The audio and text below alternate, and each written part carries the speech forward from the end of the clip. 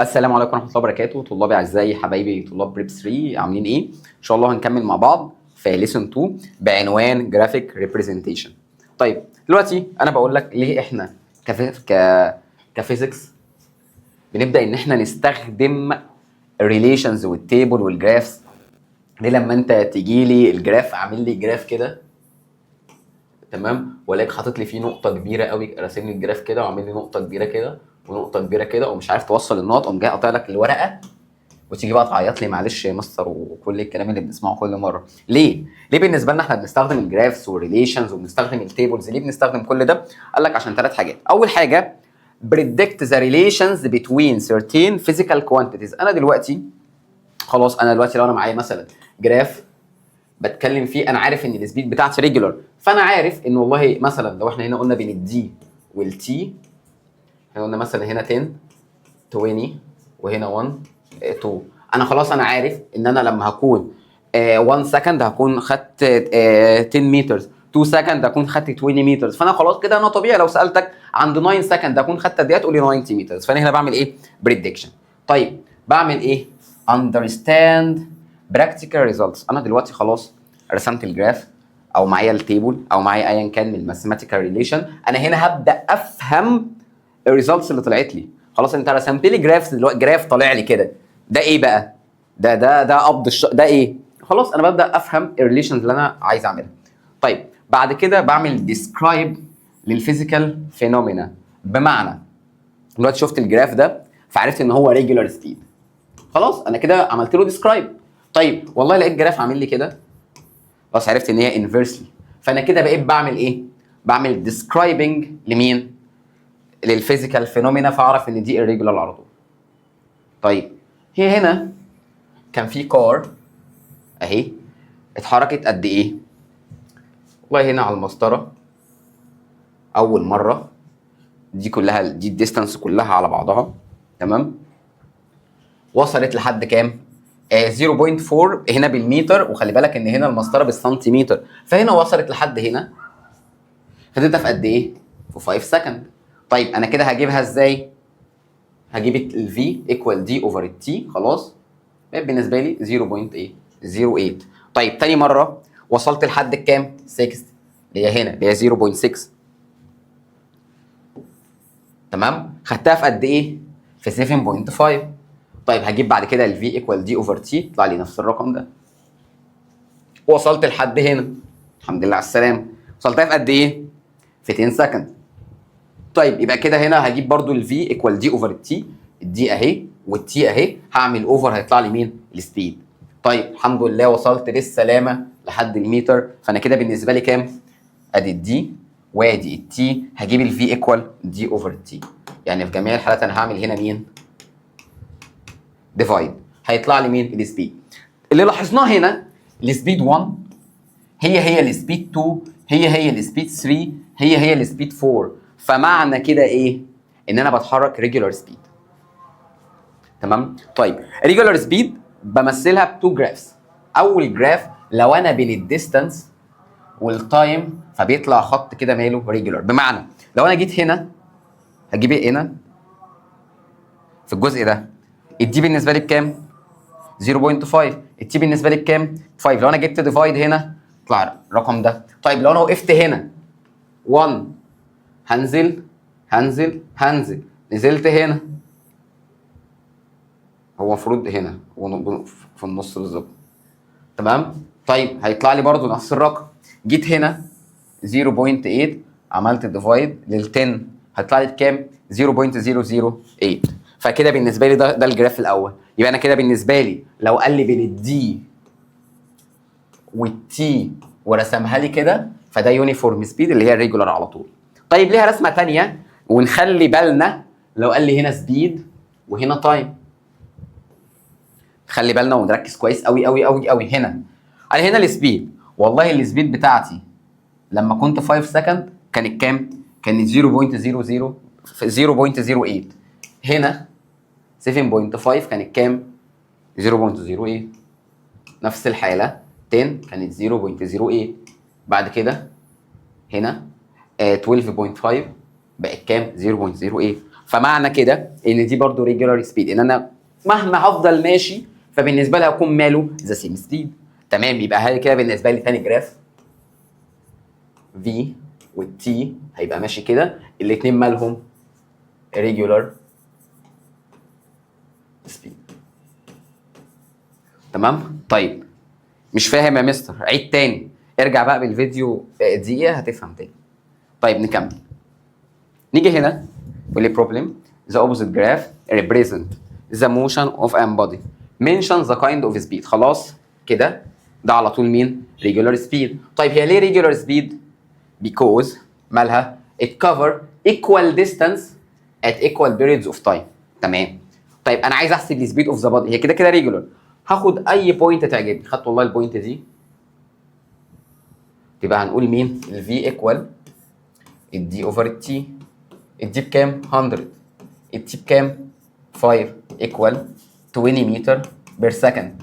جه بقى عيل رخم قال لي بقى انا مش عايز احسب البوينت دي، انا عايز احسبها هنا. هقول له ماشي تعالى يا رخم، دي اوفر التي 40 اوفر 2 هي مين؟ هي برضو نفس ال 20 متر بير سكند. طيب calculate the distance covered by the body after 3 and 10 seconds. طيب بعد ال 3 هنا اهو، بعد ال 3 كان عندي كام؟ 60 متر، يبقى هنا لما كان 3 كانت 60. طيب ال 10 سكندز بقى يا مستر مش موجوده عندي. طيب ما انا معايا السبيد، طيب فانا معايا اجيب الدي ايكوال في تايمز التي. طيب الفي بكام؟ ما هي كده كده ثابته 20. طيب التي بكام؟ ب 10 ايكوال كام؟ 200 متر. هيجي حد بقى ذكي قوي قوي قوي قوي يقول لي هنا ايه؟ طب ما هو يا مستر لما كان 5 سكند كان 100، فالطبيعي لما يبقى 10 هيبقى 200. هقول لك بس شطور، بس ما تحسبهاش كده تاني، لان احنا هنا عايزين منك ايه؟ عايزين منك اللو هنا تحسبه ازاي. طيب هنا the following table represents the distance covered by a moving body through different times intervals. طيب عايز ارسم الجرافس او هرسم هنا ريليشن.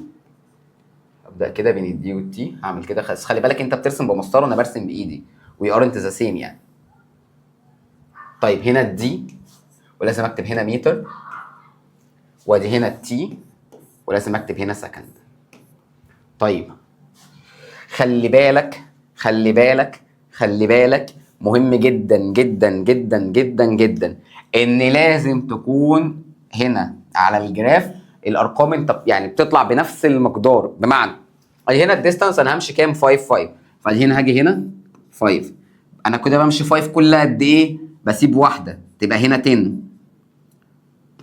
هسيب واحده واطلع اللي فوقيها 15، هسيب واحده واطلع اللي فوقيها 20، هسيب واحده واطلع اللي فوقيها 25، هسيب واحده واطلع اللي فوقيها 30 وهكذا. طيب همشي في التايم قد ايه؟ 1 2 3 4 5، ادي هنا 1، ادي هنا 2، سبت واحده ها 3، سبت واحده 4، سبت واحده 5، واحده كده ريجولار سبيد. عرفت منين بقى يا مستر ان هي ريجولار سبيد؟ ما احنا لسه قايلين في السلايد اللي قبله ان لما الاقي شكل الجراف ماشي بالشكل ده بين الدي وما بين التي يبقى ده ريجولار سبيد. تمام، فاحنا كده حرقنا السؤال التالت. طب جيف ريزون، هقول مش هقول له اكيد عشان المستر قال لي زي ما خدناها في الجراف اللي فات. طب هقول له ازاي؟ because it cover. طب هو cover ايه؟ equal distance in equal periods of time. طيب انا عايز احسب هنا calculate the speed. طيب هو كده كده regular speed. طيب يا اما ممكن اعمل 5 over 1 5 متر بير سكند، هاجي هنا 25 over ال 5 equal 5 متر بير سكند. طيب لو انا عايز اجيبها من الجراف هقوم جاي كده حلو قوي، هختار اي نقطتين ولنكن النقطه دي مع النقطه دي. طيب هنا الديستانس كانت بكام؟ 25.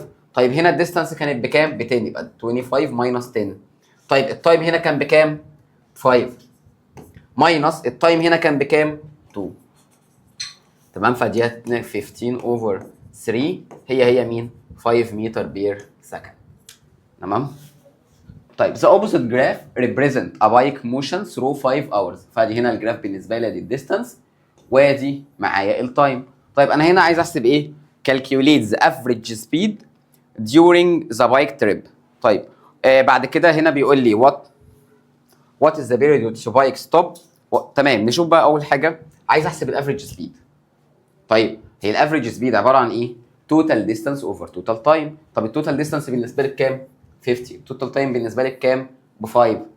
تمام. فهنقول ان الفي داش مش معناه ايكوال دي اوفر تي، الناس قبل اختراع السمارت، 50 اوفر 5 ايكوال 10 متر بير سكند. تمام. نيجي بعد كده وات از ذا بيريود which بايك ستوب. بايك ستوب يبقى معنى كده ان هو مين؟ في الفتره اللي كان نفس الديستانس في التايم، فالبيريود اللي هي مين؟ بي سي. بالنسبه لي هنا كان واقف بي سي. طيب وات از ذا تايم اوف ذيس ستوبينج، وقف قد ايه؟ من 2 لحد 4. فكده واقف كام سكند؟ انا وقفت من سكند لحد الفورث سكند، يبقى انا كده وقفت قد ايه؟ 2 سكند. فبالنسبه لي 2 سكند. يجي هنا بيقول لي what are the periods during the bike moves at regular speed. مين regular speed؟ ادي A B، ومين تاني؟ والسي دي. ثواني.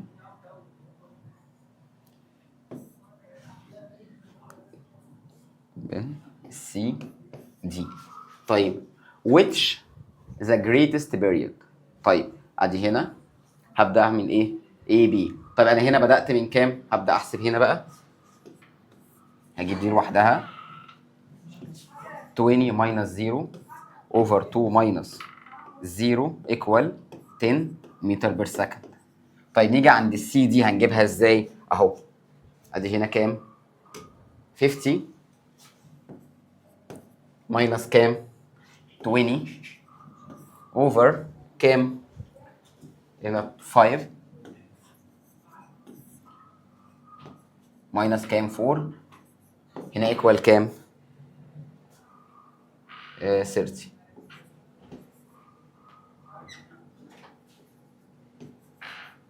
يبقى هنا انهي بيريد فيهم اللي السبيد فيها اكتر؟ كانت السي دي هي اللي معانا. طيب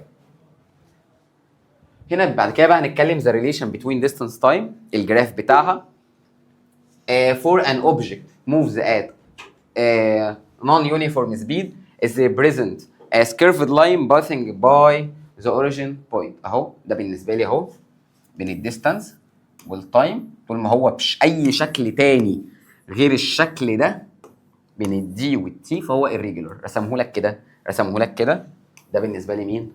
irregular. الirregular ده اللي احنا قلنا عليه ايه؟ اللي هو النون يونيفورم، وده برضو irregular.